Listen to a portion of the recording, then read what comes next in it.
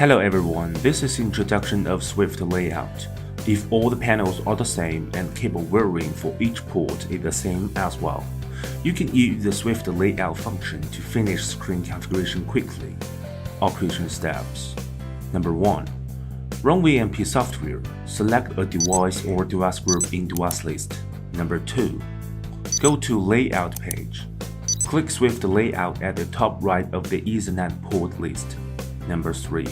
Drag the mouse to the canvas and add panels based on the actual panel layout. Choose the correct panel wiring and click down. Then the screen will be configured perfectly.